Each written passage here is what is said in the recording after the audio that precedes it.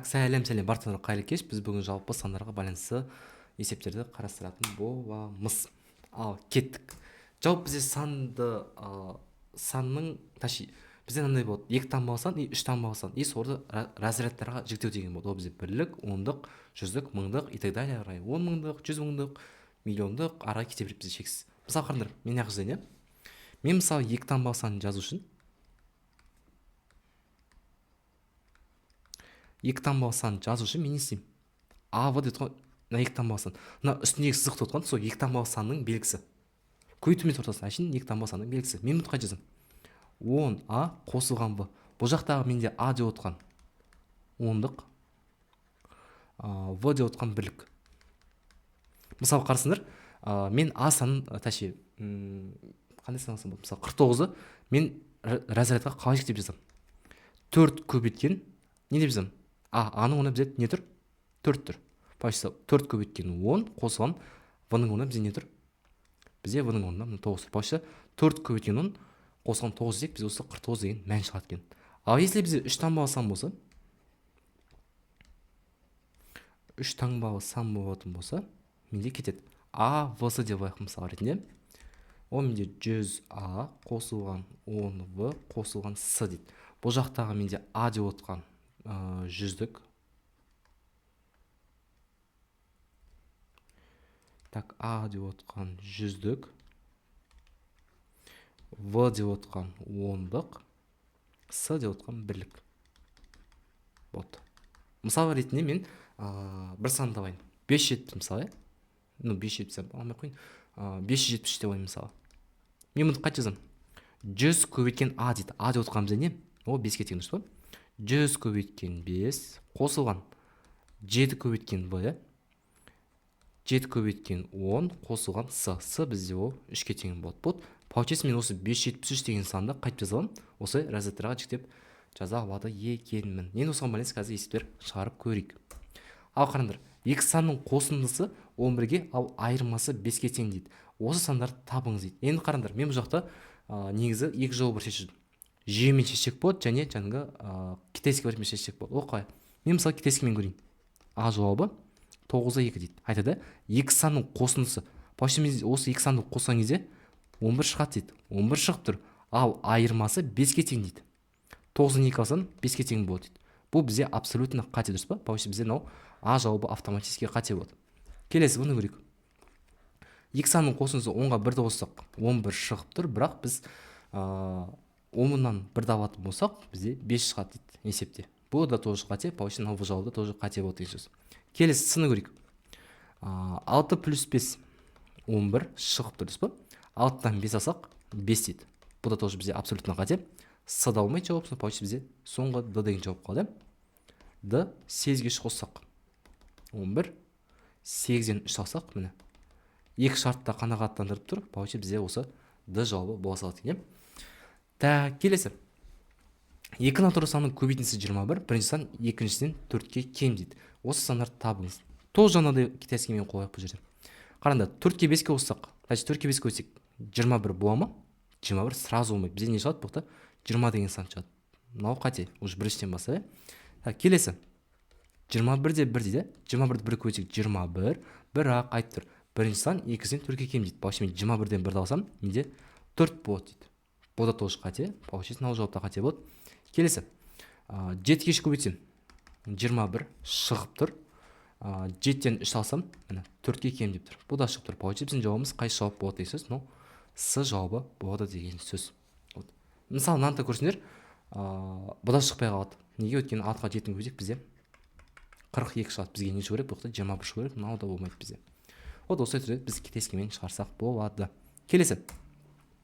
Екі таңбалы санның цифрларының квадраттарының қосындысы 10-ға тең дейді. Егер осы санын 18-ді азайтсақ, пайда болған сан алғашқы санның цифрларының керісінше жазылғандай болады дейді. Алғашқыда берген екі таңбалы санды табыңыз дейді.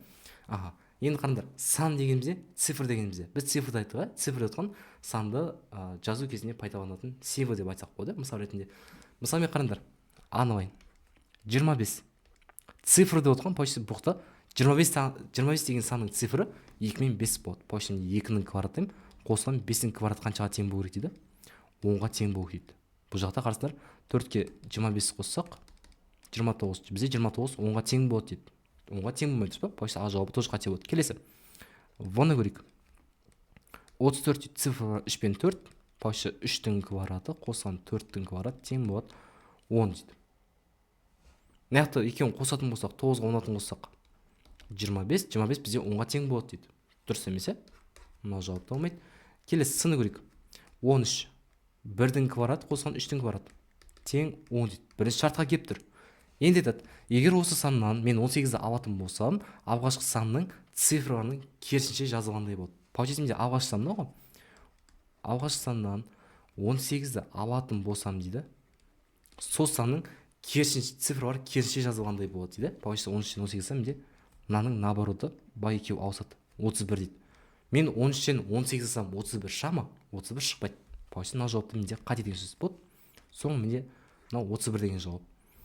Так, Д. 31, 3-тің квадраты қосқан 1-дің квадраты тең болады 10. Осы саннан 18-ді алатын болсам, сол 31-ге наоборот цифрлар ауысады деп тұр. Вот бізде получается, бізде екі шартта қанағаттандырып тұр, ол бізде мынау Д жауабы болады деген сөз. Так, келесі. Екі таңбалы санның цифрларының қосындысы 7, ал олардың көбейтісі 10-ға тең дейді. Осы сандарды табыңыз дейді. Так. Цифрлардың қосындысы. Получается, мысалы А жауабын алсам, 4-ке 3-ті қоссам, цифр, мысалы 43-ның цифры бар, бізде ол бізде 4 пен 3 болады. 4-ке 3 қоссам, менде 7 шығады дейді. Ол бірінші шарт келіп тұр. Келесі, ал олардың көбейтіндісі 10-ға тең дейді. 4-ке 3 көбейтсем, менде 10-ға тең болады дейді. Дұрыс па? Бұл абсолютно қате болады. Вот мына жауапты қате алмайсыздар. Келесі. 25 дейді.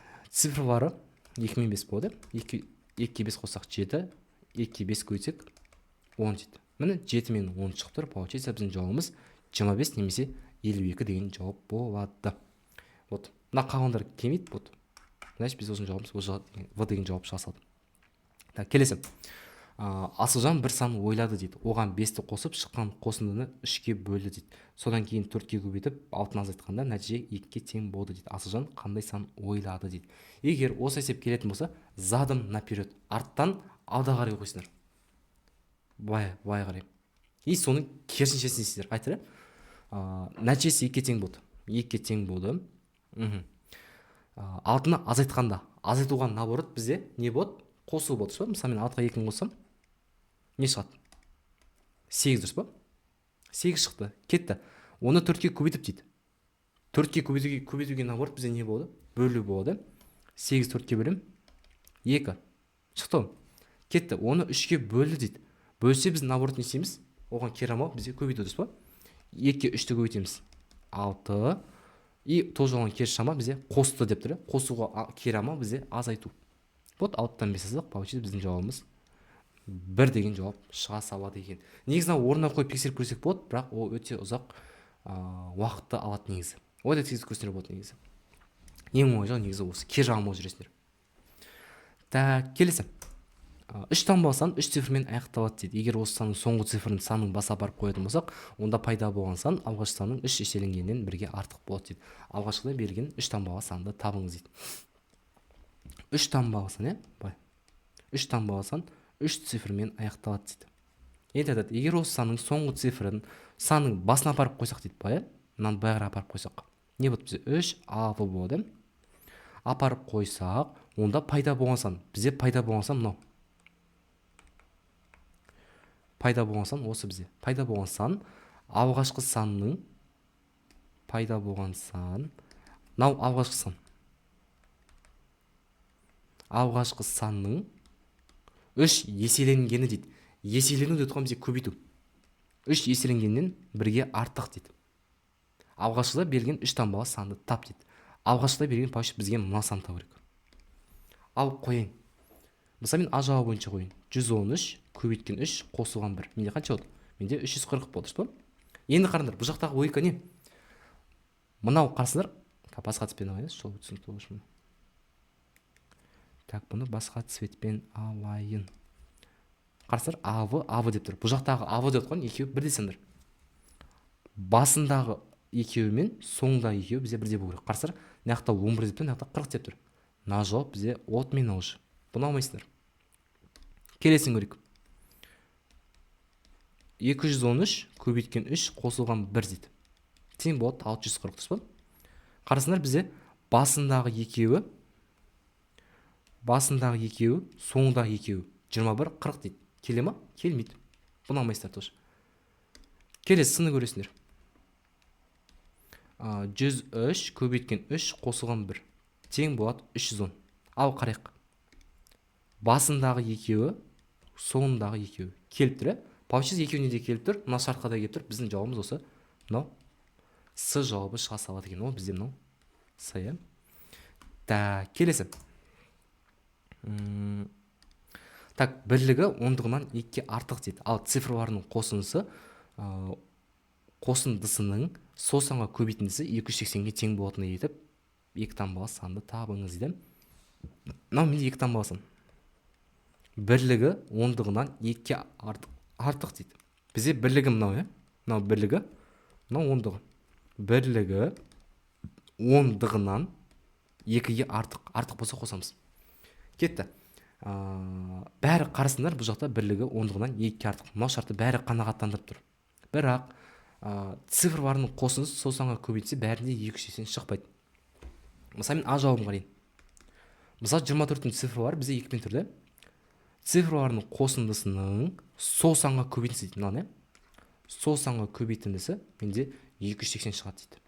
Мысалы, қарасаңдар, мен 2-4 қосақ 6, 6-ға 24 көбейтсем, менде 144.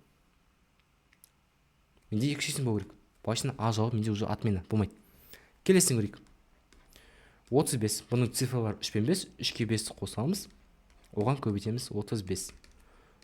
35-ке 8 көбейтсек, бізде 280 шығып тұр. Біздің получается, біздің жауабымыз мынау В жауабы шыға салады екен бізде. А қалғандар келмейді уже бізде. Так, келесі. А және В бүтін сандар болса, осы дұрыс тұжырымды анықтаңыз дейді. Так. Мен бітсем болады. Мысалы, мен А-ның орнына 1-ді қойын, В-ның орнына 2-ні қойын. Ойша қоямыз. Бұл жақтағы, именно бұл жақта орындалатын шарт А мен В бүтін сан болу керек.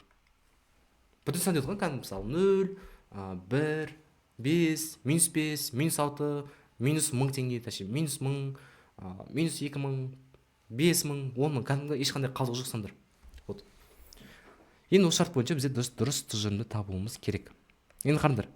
1-ге 2, 2-ке қосқанда тақ болса дейді. 3 бізде тақ дұрыс па? Тақ болса бізде мына екеуі жұп дейді. 1-ге 2-ні көбейтсек, бізде жұп болады дейді. Тақ жұп келіп тұр, получается біздің бір жауабымыз дұрыс. Екіншісі, А мен плюс В жұп болса дейді. 1-ге 2-ні қоссақ жұп дей ма? Жұп дейді. Бізде 3 жұп сан емес. Сразу уже біріншіден қате болды ма? Мына екінші сапсайсыздар, бұл қате. Бұл қате. Так, келесі 3-ті көресіңдер. А плюс В тақ болса дейді. Тақ болып тұр, тақ болса, 1-ге 2-ні көбейткен кезде тақ болады дейді. 2 бізде жұп сан. Мынау қате уже. Бұны табылмайсыздар. 2 бізде өткенде жұп сан. 4-ті көрейік. Так, 1-ден 2-ні алсақ. -1. -1 ол бізде тақ сан. Тақ сан. Шығып тұр тақ сан екен. 1-ге 2-ні көбейткен кезде 2. 2 бізде тақ сан дейді. 2 тақ сан емес, бізде жұп сан. Мынау да болмайды. Получается, біздің дұрыс жауабымыз тек қана 1 деген жауап шыға салады. Так, келесі. 2 натуралы санның көбейтісі 27, бірінші сан екіншіден 6-ға артық дейді. Осы сандарды табыңыз дейді. Мысалы, мен А жауабын көрейін. Екеуінің көбейтісі. Мысалы, -9-ға мен -3-ті көбейтсем. -9-ға -3-ті көбейтсем, менде 27 шығады. Енді екеуінің айырмасы менде 6-ға тең дейді. Мысалы, мен -9-дан -3-ті алсам, бай болады. -3-ті алсам, менде -9 плюс 3 -6 дейді. Маған неше керек? Әшін құр 6-ның көші керек. Получается, менен жауап қате болды. Келесін көресіңдер. 3-ке 6-ны көбейтсек 18 шығады дейді. Маған неше керек? Бұқта 27 керек. Мынау да қате. келесі 9 көбейткен минус 3 тең болады минус 27 дейді. Маған неше керек? Маған плюс 27 шығу керек. Мынаудаға те болады. Получается біздің жауабымыз мынау жауап болса да. 9-ға көбейтсеңдер 27, 9-дан 3 алсаңдар менде 6. Мен 6 шығып тұр. Біздің жауабымыз осы Д жауабына сәйкес келеді. Так, келесі. Егер екі таңбалы натурал санның оң жағына 9 цифрын жазып, содан кейін пайда болған санға бастапқы санның 2 еселенгенін қосса, қосынды 633-ке тең болады дейді. Осы сандарды табыңыз дейді. Так, екі таңбалы сан дейді. Мынандай, екі таңбалы сан болған. Осының оң жағы былай, сол жағы былай. Оң жағына 9 жалғап, содан кейін пайда болған санға, пайда болған сан осы бізде. Пайда болған санға так, бастапқы санның 2 еселенген дейді. Бастапқы сан бізде ол екі таңбалы сан. Бастапқы санның 2 еселенгенін қосқанда бізде 633 шығады дейді. Осы санды табыңыз дейді. Не істейміз? Тура жаңағыдай орнына қойып шығарамыз. Мысалы мен А жауабын қойын. Мына А-ның орнына мына 44-ті қойып шығамыз, 68-ді, 72-ні и 52-ні қойып шығамыз. Мысалы мен 449 қосылған 2 көбейткен 49 тең болады 633 дейді. Ал тексеріп көрейік. Осынша шама бізде. Так, 449 қосылған 49 бізде 547 шығады дейді. Шықпайды. Получается бізде мына жауап қате болды. Келесі бұны көресіңдер. 689 қосылған 2 көбейткен 68.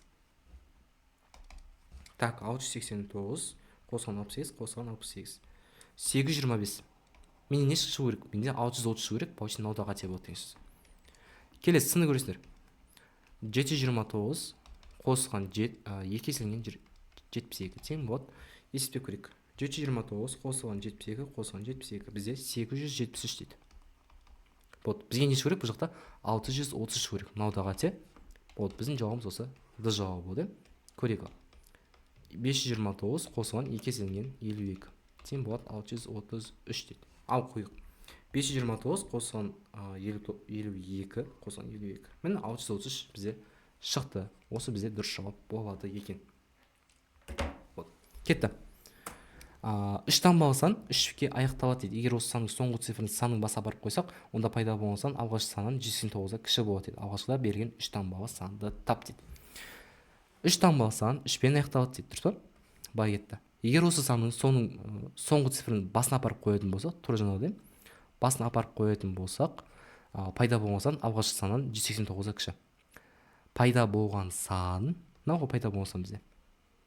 Пайда болған сан алғашқы саннан 189-да кіші дейді. Осында получается теңдеу мынандай болады бізде. 3АВ тең болады. АВ3 азайтылған 189 дейді. Алғашқыда берген 3 таңбалы санды тап. Алғашқыда берген получается бізге мынаны сұраған, көрегенде А жауабы бойынша 983-тен азайтамын 189. Енді қараңдар, бұл жақта мән беретін нәрсе АВ, мынау басындағы екеуі мен соңындағы екеуі бізде бірдей болу керек. Мысалы мен 983-тен азайтамын 189. Менде не шықты? 794 шықты. Екеуі теңіз ма? Теңізген жоқ. Получается жауап бізде қате болады. Келесін көрейік. 783 азайтылған 189 тең болады 378 дейді. Мен яқтан 398 немесе 378 деп жатырмын. Өткенде аяқ жағы басымен басталып тұр. Басы менде мына 3-пен басталып тұр. Сосын менде басын 3-пен басталып жатырмын. Мына жерде. Вот. Так, кетті. Есептейік. 783 азайтылған 189. Міне, басындағы екеуі мен соңында екеуі бірдей болып тұр. Тоже. Бізде не шықты яқта? 594 шықты. Бізге не шығу керек? Яқта 378 шығу керек. Бұл да тоже қате. Келесін көрейік. 543 дейді. 543 азайтылған 189, басындағы мен соңында екеуі бізде бірдей болу керек. Міне. Басындағы екеуі, соңында екеуі. Басындағы екеуі, соңындағы екеуі. Сонда қарсар 543-тен азайтамын 189, менде 354 шығып тұр. Бұл біздің дұрыс жауап осы С жауабы шыға салады екен. Так, кетті. 5-тен бастап 26-ға дейін сандардың қоса есептегенде дейінгі натурал сандардың көбейтіндісі неше нөлмен аяқталады дейді. Осы енді ОБ-да точно келетін аларшы. ОБ-да точно келеді. Мен бұл кезде не істеймін, қараңдар. мен мысалы 5-тен бастап 20-ға шейін көбейтіп шығатын болса, менде мынандай сан шығады, дұрыс па? Мен не істеймін? 5, 6, құрамда қандай сандар бар? 10 деген сан бар көбейтінде, 15 деген сан бар, 20 деген сан бар, 25 деген сан бар, и 26 мен бітеді, дұрыс па? Енді қараңдар, менде осы көбейтіндінің құрамында қанша 5 бар, сонша нөлмен аяқталады осы көбейтінді. Ал қарайық, менде қанша нөл бар? Қарсар 1 5 бар, дұрыс па? 10 деп отқан не? 10 деп отқан бізде 5 пен 2-ні көбейтсе, нақта 1 5 бар. 15 деп отқан 5 пен 3-ні көбейтсе, нақта 1 5 бар. 20 деп отқан 5 пен 4-ні көбейтсе, нақта 1 5 бар. 25 деп отқан бізде 2 5 бар, өткенде ол бізде 5-нің квадраты. Қанша 5 бар, сонша 0 болады деген сөз. Ал санайық. 1, 2, 3, 4, 5, 6. Получится осы көбейтінде бізде 6 нөлмен аяқталады деген сөз. Вот. Осылай оңай түрде шығарсақ болады. Кетті. Цифрлар әртүрлі болатын ең үлкен және ең кіші 3 таңбалы сандардың айырмасын тап дейді. Жалпы бізде ең үлкен 3 таңбалы сан ол 999, дұрыс па? Ал цифрлар әртүрлі болатын болса, міне 987 болады. Ең үлкені. Байырақ көрсеңізші. Ең үлкен 987. Ал ең кіші 3 таңбалы сан бізде 100, дұрыс па? 101, 102. Бақшы ең кіші 3 таңбалы сан цифрлар әртүрлі болатын. 102. Осылардың бізде айырмасын тап дейді. Аз айтсақ бізде 885. Вот, ол бізде мынау А жауабы болады. Нефтен бұндай есептерді операцияға бермеңдер. Вот. Кетті. Осындай теңдік берген ең кіші санды тап дейді. Мына сәл логикасы бар болса, адамдар шығарады. Мен не істеймін бұл жерде? Мен қарсар, мен мысалы А-ның орнына или В-ның орнына мынау АВСД-ның орнына бір сан қоямын. Кез келген сан. -5-ті қояйын ба, мысалы 10-ды қояйын ба, 2-ні қояйын, маған бәрібір. Мен мысалы А-ның орнына 3-ті қояйын. Осы А-ның орнына 3-ті қою арқылы мен қалған әріптерді табамын. Қарасам, менде 3 азайтқан 1 тең болады В плюс 2 дейді. Мына бойынша кетейін мен. Мына бойынша. 3-тен 1 алсақ 2, 2 В плюс 2. Енді қазір қарапайым түсіндірме. Мынау 2-ні теңдіктен аяқ өткізген кезде ол азайтып кетеді, дұрыс па? 2-ден 2-ні алсам, менде В тең 0 дейді. Оны таптым. Кетті, дұрыс па? Енді қараңдар, мен мынаумен мына бойынша істеймін. 3 минус 1 тең болады С минус 3 дейді. Мынақта 2 тең болады С минус 3. Бұл теңдікті мына жағына қосып кетеді. С тең 3 плюс 2. С менде 5-ке тең. Келесі. Д дейді. 3 минус 1. Енді келесі мен мына бойынша істеймін. 3 минус 1 тең болады Д плюс 4 дейді. 2 тең болады Д плюс 4. Мен Д-ның мәнін табу үшін не істеймін? Мына 2-ні 4-ті бай қарай азайтып жүремін. Содан минус 2 болды. Кетті. Енді мен мына бойынша істеймін. Соңғысы 3 минус 1 тең болады Е минус 5. 3-тен 1-ді алсам 2. 2 тең Е минус 5. 5-ті бай қарай қосып жүремін. Содан менде Е-ның мәні 7-ке тең. Бізде бұрақта сұраған ең кішісі нақты терістен ол бізде Д болады. Д бізде Д-ға келіп тұр екен. Кетті. Теңдікті дұрыс болу үшін жақша мен математикалық амалдарды орындап қойыңыз дейді. Енді қараңдар, мен амалдарды орындаған кезде мәні қанша болу керек менде? Мынау 100-ге тең болу керек. Мен мысалы А жауабы бойынша есептейін. 9-ға 9 қоссақ 18. Бірінші жақта көбейту и қосу тұр. Мен бірінші көбейтуді орындаймын. 81-ге 9 қоссақ 90. Так, получим мынандай шықты А жауабы бойынша. 18 қосылған 90, азайтқан 9-9-ға бөлем. Бізде 1 шығады, па? Сонда 98 азайтқан 1, 97 шығады. Маған не керек бұл жақта? Маған 100 керек. Мына жауап қате? Келсін көресіңдер. 9 бөлінген 9 бөлсек 1 шығады. Қосылған 99 плюс 99. Так, 9-9-ға бөлсек бізде 1 шығады. Так, мына екеуі қысқарып келеді. Сонда 9-9 қоссақ бізде 108 шығады. Бізге не керек бұл жақта? Бізде бұл жақта 100 шығу керек. Получается, мынау да қате болады. Келесі сыны көрейік. Так, мынаяқта көбейтінде тұр. 9-ға 9-ға көбейтсек 81, 81-ге 9 қоссақ 90 шығады. Азайтылған 9-9-ға бөлсек 1. Оған 9 қоссақ. И азайтқан 9. Так, мынаяқта бізде 10 шықты. Дұрыс па? 90-нан 10-ды алатын болсам 80, 80-нен 9 алсам менде 72. Маған не керек бұл жақта? 100 шығу керек. Мынау да қате болады. Біздің дұрыс жауабымыз осы мынау Д жауабы болсады. Ал қойық. 9-ға 9 бөлсек бізде 1 шығады. 1 қосылған 99. 9-дан 9 алсам бізде не шығады? 0 шығады. мына ортасы көбейту бар. 0 көбейткен 9. Вот. Мына жақтан 0 шығады да 99-ға 1 қосақ бізде 100 деген мынау жауап шыға салады екен. Так, қазір.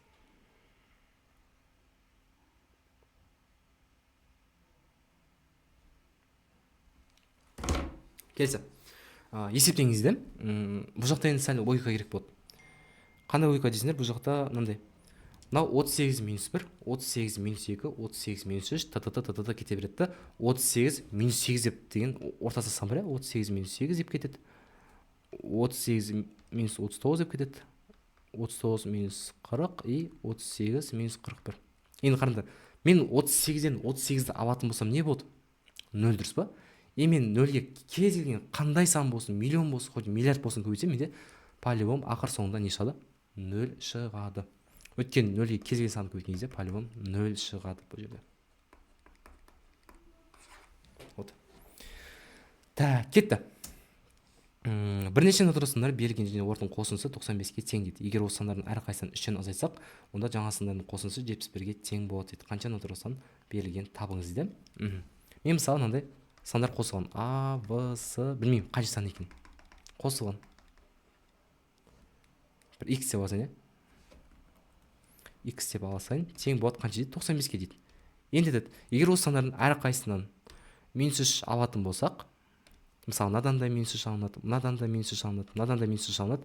Вот, азайтқан кезде, общем итоговый мәні 71-ге азайған дейді. Қанша натурасан берген табыңыз деп. Мен естеймін. Общемде қосынды 95-ке тең.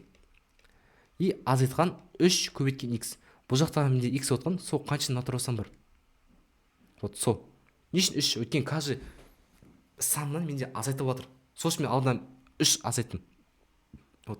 Если 3 әрқайсынан 3 сан қосылды десе, мен мына жаққа плюс қойырым. Азайтымды болмаса, мен мына жаққа минус қоямын. Кетті. Қойған кезде менде қаншаға тең болады дейді? 71-ге тең болады дейді. Вот, кәдімгі қарапайым теңдеу, шарасамыз 95-ді бағарай өткізіп жүреміз. Минус 3x тең болады 71 азайтқан 95. Минус 3x тең болады так 24.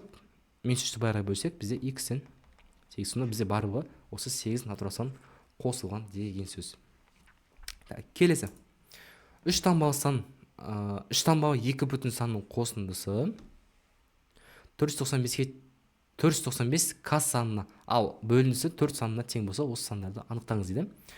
Бұл жақтағы мағынандай 495 к деп отқан, получается осы 2 санның қосындысы неге бөліну керек деген сөз? Бізде 495-ге бөліну керек деген сөз. Және олар өзара, мысалы 337 мен 158-дің бөлінсе 4-ке тең болса, осы екі шартты қанағаттанса, біздің сол жауап дұрыс болады деген сөз. Мен мысалы А жауабын қараңдар.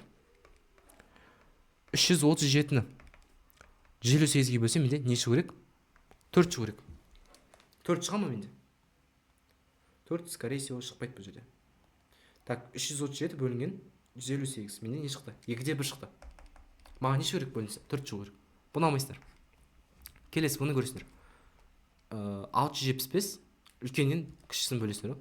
675 бөлінген 315 дейді. 675 бөлінген 315 дейді. Менде не шықты? 2-де 14 шықты. Маған не шығу керек бұл жақта? Менде 4 шығу керек. Мынау да болмайды. Келесі сыны көресіңдер. 311 бөлінген 184.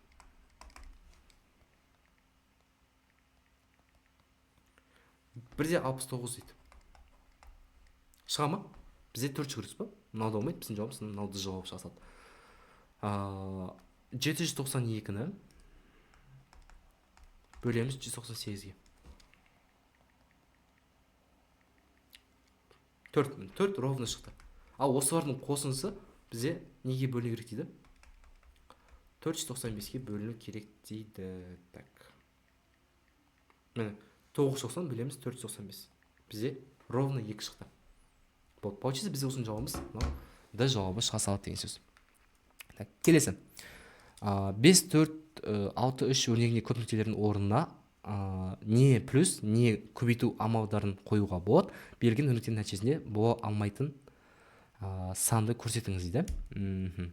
Қараңдар, менде бұл жақта 4 комбинация. Мен орталарына плюс қып 1 қойылам. Мына жаққа плюс, мына жаққа көбейту деп 1 қойылам. Үшінші комбинация. Мына жаққа көбейту, мына жаққа қосу деп бір қойып аламын. Төртінші комбинация екеуіне де көбейту қойып аламын. Ал қойып көрейін. Мысалы екеуіне де қосу қойып көрейін. 5 плюс 4 плюс 6 плюс 3. Дұрыс па? Ортасына жаққа мысалы плюс деген сияқты. Вот. Орнына қойдым. 5-ке 4 қоссам 9, 6, 18. Міне. Бізде 18 шығып тұр. Бізге бола алмайтын деп тұр, Келесін көрейік. 5 қосу 4 қосу 6 көбейткен 3 дейді. Бізде бірінші көбейту орындалады, дұрыс па? Бізде бірінші көбейту орындалады. 6-қа көбейтсек 18, 18-ге 4 қоссақ 22, 22-ге 5 қоссақ 27. 27 шығып тұр. Келесін көрейік. Екеуі мына жаққа көбейту, мына жаққа қосу, 5 көбейткен 4 қосылған 6 қосылған 3 дейді. 5 4 көбейтсем 20, 20-ға 6 қоссам 26, 26-ға қоссам 29. Шығып тұр, Келесі бізде соңғысы екеуі де көбейту дейді. 5 көбейткен 4 қосылған 6 көбейткен 3 дейді. Тең. Так, көрейік. Мына жақтан бізде 20 шығады. Мына жақтан бізде 18 шығады. Екеуін қоссақ 38. Получается 38 деген жауабы жоқ. Осы мынау Д жауабы шыға салады екен. Так, келесі. Екі натурал санның көбейтіндісі 60-ға тең дейді. Бірінші сан 2-сінен 7-ге кем дейді. Осы сандарды табыңыз дейді. Вот жаңағыдай китайскиймен ұрасаңыз. Қарастар 3-ке 20-ны көбейттім. 60 шығады, дұрыс па? 60 шығады. Бірақ бірінші сан 2-сінен 7-ге кем дейді. Получается мен 20 мен 3-тің азайтындысы 7 болу керек дейді. Дұрыс па? Бұл дұрыс емес. Мынау жауап қате. Келесін көрейік. 6 көбейткен 10 60 болады. Бірақ 10-нан 6 алсақ бізде 7 шығады дейді. Мынау дұрыс болғанмен бізде мынау қате, дұрыс па? Мынау қате. Сыны көрейік. 5 көбейткен 12 60. 12-ден 5 алсам менде 7 шығады дейді. Вот. Көбейтіндісі 60, азайтындысы 7. Осы бізде мынау дұрыс жауап болып саналады екен. Так, келесі. Берілген 3 таңбалы санға, так, 3 таңбалы санға сол жағынан 8 цифрын тіркеп жазып, так, қараңдар, алпыс деген 3 таңбалы сан. Сол жағына тіркеп жазып, содан шыққан 4 таңбалы санға 385-ті қоссақ дейді. Онда қосынды берген 3 таңбалы саннан берген 3 таңбалы саннан 40 есе артық болса көбейтесіңдер. Осы санды табыңыз дейді. Получается мен алпысты отқан осы санды табуым керек мына жерде. Орнына қойып көрейін мысалы. 8245 қосылған 385 тең болады дейді. 245 көбейткен 40 дейді. Ал көрейік есептеп. Так, 8245 қосылған 385 бөлінген 40-қа дейді. Шықпайды. Мына жауап қате. Бұны алмайсыздар. Келесін көресіздер. 8215 қосылған 385 тең болады 215 көбейткен 40 дейді. 8215 қосылған 385 бөлінген 40 дейді. Міне 215 шығып тұр. Получается біздің жауабымыз мынау В жауабы шыға салады деген сөз. Вот, осылай түрде шығарсамыз. Келесі. Екі санның қосындысы 573-ге тең дейді. Осының біреуін бір цифрмен аяқталады дейді. Егер бірді сызып тастасақ, онда екінші сан шығады дейді. Осы сандардың үлкенін табыңыз дейді.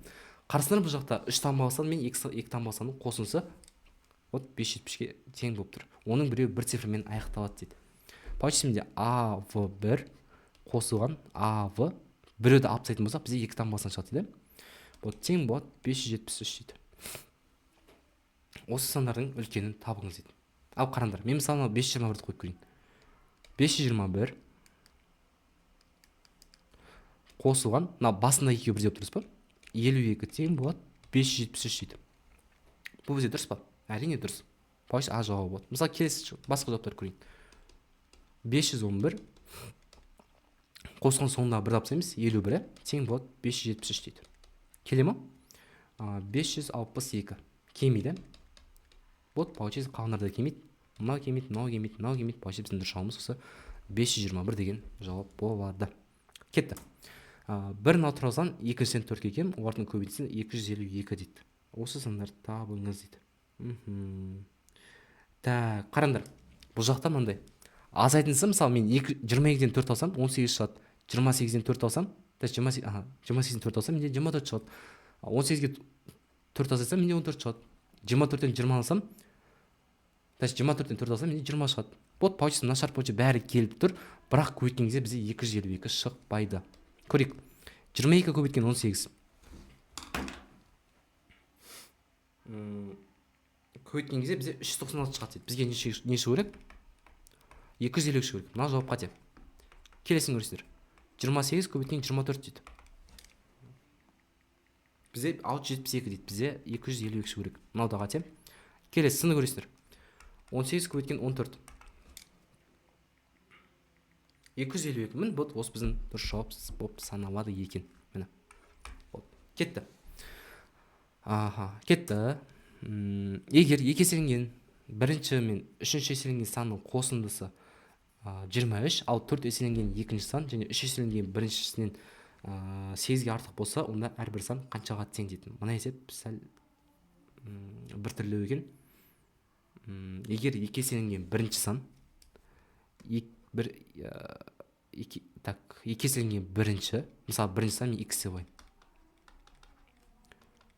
Бірінші сан x деп ойын. Екі еселенген бірінші және 3 еселенген екінші. Мынау екінші сан. Екінші сан қосындысы бізде 23-ге тең болады дейді. Ал 4 еселенген екінші сан, 4 еселенген екінші сан, 4y, 4 еселенген екінші сан, 3 еселенген біріншісінен, 3 еселенген біріншісінен 8-ге артық дейді. Онда әрбір сан қаншаға тең дейді. Не істейміз бұл жерде? Мен бүйтсем болады. Кәдімгі қарапайым жүйе. 2x қосылған 3y тең болады 23, 4y азайтқан 3x тең болады 8-ге дейді. Мен мысалы бұл жақта қарасыңдар, y-тан алдын теңестірсем болады. Алдын сабы өткенде мынаған 4-тен берем, мынаған 3-тен берем. Мысалы, мынақта 4 болса, мен мынаған 3-тен берем, мынақта 3 болса, мен мынаған 4-тен берем. Солай алмасады. Ал көбейтем мен мыналарды. 8x қосылған 8x қосылған 12y тең болады 46, 92. Так, көбейтетін болсақ 12y азайтылған 9x тең болады 24. Қарасыңдар, бізде не теңесі? Y-тан алдындағы сындар теңесі, егер азайт жерсем болады. Азайтсам, мына екеуі қысқарып кетеді. 8x минус 9x тең болады 92-ден азайтамын 24-ті. Нақты минус болса бізде плюс болып кетеді. 17x тең болады 92-ден азайтамын 24-ті. 68 шығады дейді. Енді 17-ні байғарай бөліп жүрем. Сонда x-тен менде 4. Получается менде бірінші сан 4-ке тең болады. Вот мына жауап и мына жауап кетеді бізде. Получается 4-5 и 4-7 деген болады. Енді мен апарамда любойна қойым. Мынаған қойсам да болады, мынаған да қойсам да болады, без разница. Мен мысалына біріншіне қойын. 2 x онда қанша тұр? 4 па? 3y тең болады 23. 2 4 көбейтсем 8 қосылған 3y тең болады 23. 8 бағара азайт жүрем. 3y тең болады 15, y тең болады 3-ті бағара бөліп жүрем, менде 5 болады. Вот, почти менде жауабы 4 пен 5 деген мына жауап бола салады екен. Осылай. Келесі. Тізбектес 2 нотар санды көбейтіндісі 182 тең, осы сандарды қосындысын тап дейді. Тізбектес дейді. Тізбектес деп отқан мысалы цепочный сандар дейді, мысалы 1 2 3. Мысалы бұл жақта тізбектес сандар 2 мен 3 дегендей. Сол сияқты әрқайсысын бірге артық. Мысалы мынақты x деген сан болса, x плюс 1 деген сан ғой. Вот. Тізбектес 2 натурал санның көбейтіндісі 182-ге тең дейді. Вот. Енді осыны кәдімгі шығарасамыз осы жерде. Дискриминантпен, мынаны былай жазамыз, мынаны былай жазамыз. X квадрат қосылған x тең болады 182. Енді бұл жерде китайскімен шығара алмаймыз, өкінішке орай. Так, x квадрат қосылған x азайтылған 182 тең болады 0 дейді. Дискриминант табайық. Мынақта 1, 4 көбейткен 182, алдында минус бар.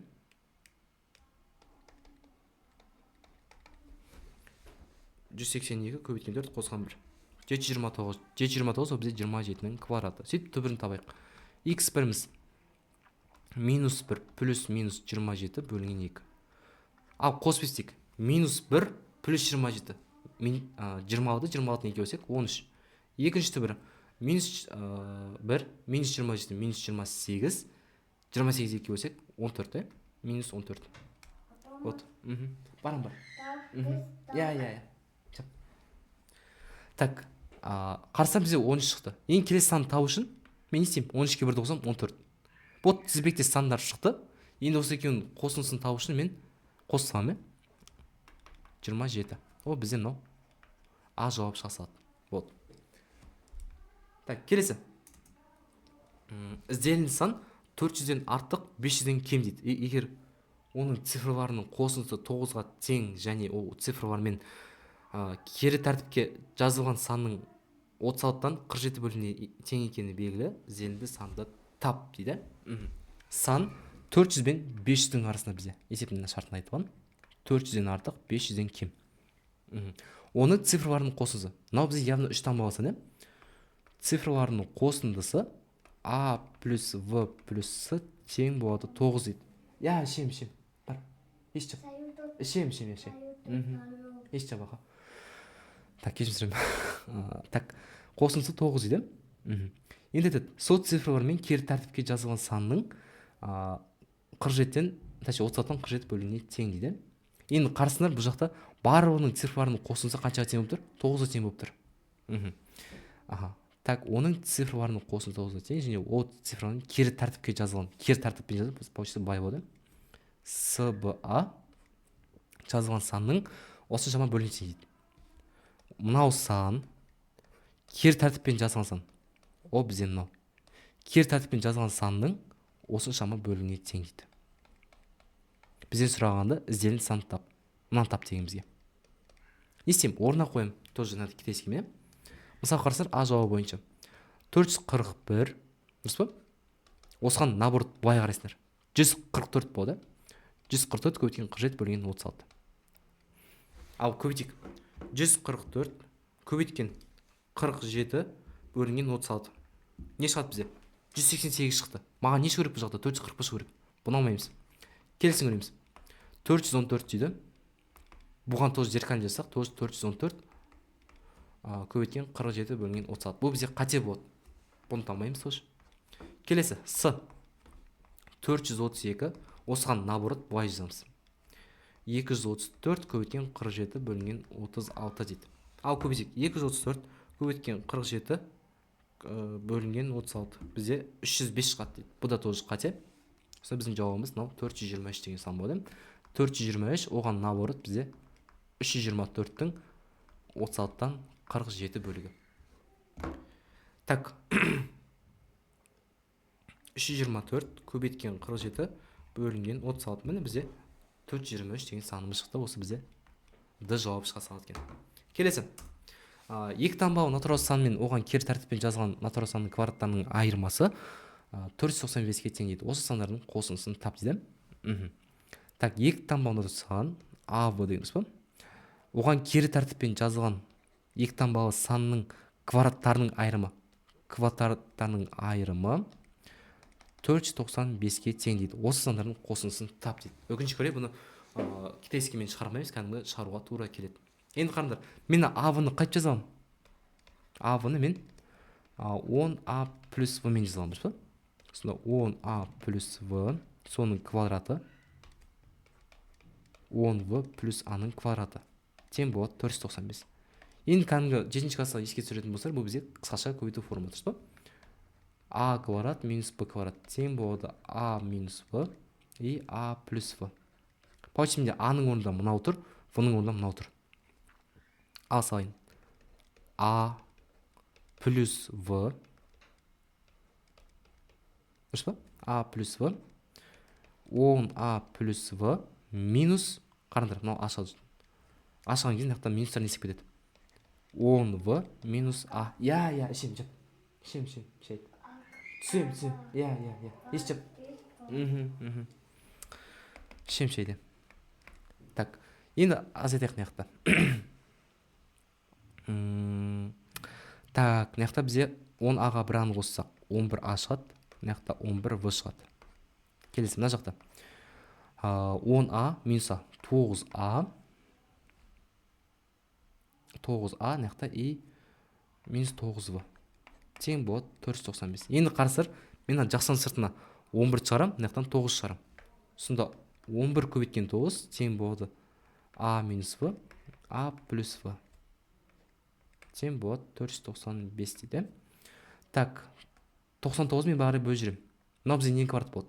А квадрат минус б квадрат бағын жазғанымыз, мына жақта. Так, 495-ті 99-ға бөлсек, бізде 5 болады. Енді мен қараңдар, менде бұл жақта а мен в деп отқан, а мен в деп отқан бір таңбасындар. Ол 0-ден бастап 9-ға шейін. Вот. Енді мен қандай сандарды азайтқан кезде, квадраттарын азайтқан кезде менде 5 шығады. Қой көрейік. Так, қандай 5 шығады бізде азайтқан кезде мынаяқтан?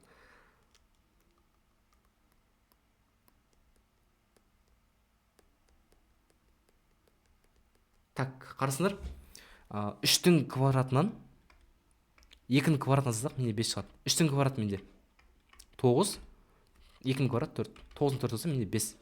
Получается менде а-ның орнында 3 болып тұр, в-ның орнында 2 болып тұр. Вот. Сонда менде саным 33 деген бір сан болады, точнее 32 деген сан болады и 23 деген сан болады. Осы екеуінің қосындысы қанша болып тұр бізде? 55 болып тұр. Вот, біздің жауабымыз осы д жауабына сәйкес келеді екен. Так, келесі. Осы теңсіздік дұрыс болса, онда 6 саннан еселік болатын барлық м сандар нешеу болады дейді. Так, 6-ға еселік деп отқан 6-ға бөлінетін сандар. Мысалы қарасаң, мына санда арасында не бар? 6-ға бөлетін 42 деген сан бар. Оған тағы плюс 6 қосыңдар. 48 деген сан бар. Тағы плюс 6 қоссақ 54 деген сан бар. Тағы плюс 6 қоссақ 60 деген сан бар. Тағы плюс 6 қоссақ 66 деген сан бар. Так, 72 қоссақ 72 кірмей қалады. Вот, получится бізде қанша сан бар? 1, 2, 3, 4, 5. Вот, общий 5 сан. Осы түрде еспей сабады екенбіз. Так, кетті. 2 таңбалы санның цифрларының қосындысы 13-ке тең дейді. Егер 2 таңбалы санның цифрларының орнын ауыстырса, берілген саннан 45-ке артық сан шығады дейді. Берілген сан мен сол санның цифрларының орнын ауыстырғанда шыққан санның қосындысын тап дейді. 2 таңбалы санның цифрларының қосындысы. Мысалы, менде 2 таңбалы сан а дұрыс па? Осылардың қосындысы менде 13 шығады дейді.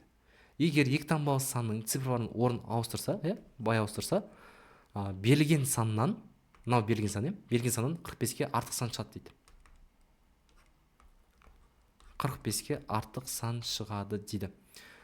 Берілген сан мен сол санның цифрларын оны ауыстырғанда шыққан санның, так, берілген сан мен сол санның цифрларын орнын ауыстырғанда шыққан санның қосындысын табыңыз деймін.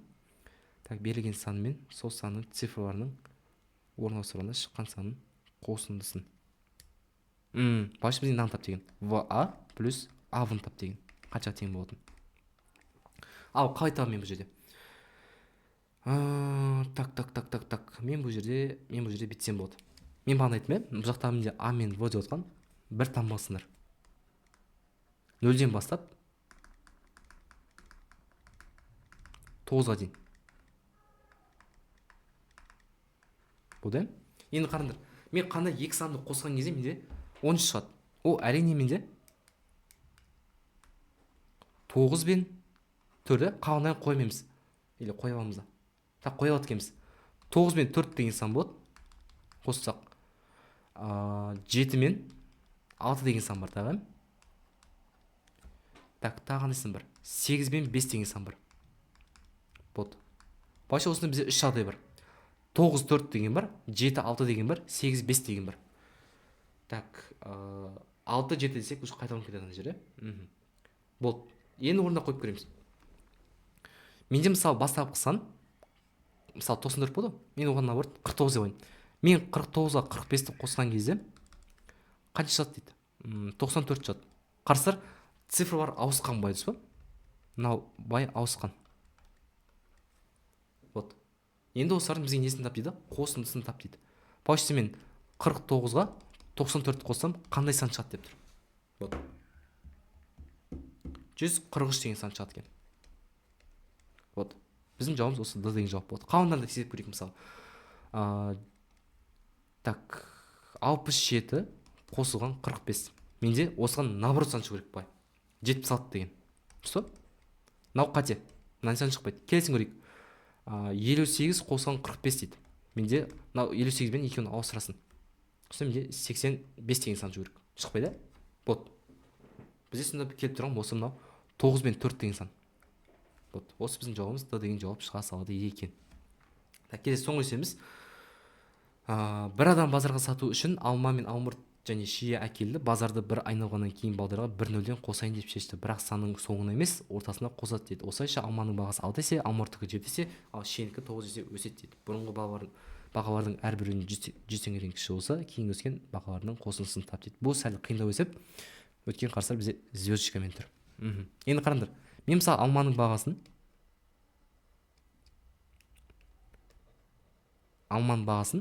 АВ деп ойнаймыз ба? Так, алмадан кейін бізде алмұрт, алмұрттікі бізде АВСД дұрыс па? Келсе шиенікі ЕФ болсын. Кетті. Енді айтады, базарды бір айналғаннан кейін 1-0-ден қосайын деді. Бірақ ол санның соңына емес, ортасына қосты. Получится айналып келді, и бағасының ортасынан 0-ді қосты. Мына о емес, мына жер бізде 0 болды. 0-ді қосты. 0-ді қосты. Енді 0-ді қосқан кезде бағасы, алманың бағасы 6 есе, алмұрттікі 7 есе, шиенікі 9 есе дейді. Дұрыс па? Получается, өзгерген сан бізде мынандай болса, АВБ тең болады АВ көбейткен 9. Точнее 6 дейді. Кесімсірем. Так, бұны 6 дейді. Мына жақта бізде так, алмұрттікі дейді. Шиеміз. Так, СД көбейтілген 7 тең болады С0Д дейді. Кетті. Шиенікі ЕФ болса 9 Е0Ф. Вот. Ол жерден бізге кейін өскен бағалардың қосындысын тап дейді. Енді қараңдар. Менде бағана СД АБ-ның формасы бар ғой? 10А қосылған В деген. Вот. Сөйтіп ашып тұрып біз бұл жерде шығарамыз. Вот. Алып шығарайын бұны, басқа цветпен жазайын. Так, бұны мен былай ашып жаза аламын, дұрыс па? Алманыкін. Так, алманыкін жазсам 10А плюс В қанша көбейткен? 6-ға көбейткен тең болады дейді. А0Б дейді. Получается 100А, я? Форма бойынша 100А 10-ға 0-ді көбейтсек 0 қосылған В дейді. Болды, осыны шығарайын енді. Сөйтіп табады бізге. 60А қосылған 6В дейді. Тең болады 100А қосылған В. Получается 100 алмадан 60 алма болса 40 алма деп алайық. Нақты азайтсақ бізде 5 алма дейді. 5-ге бөліп жүрейік. Сонда бізде 8А тең болады В дейді. Тура бағана мен айтқандай, бұл жақтағы А мен В деп отқан бір таңбасындар. Бағана 0 мен 9-ның арасында. Енді қарасыздар, мен мысалы А-ның орнына 1-ді қойсам, В бізде 8 тең болады. А-ның орнына 2-ні қойсам, менде В бізде 16 керек. В бізде никогда 16-ға тең болмайды.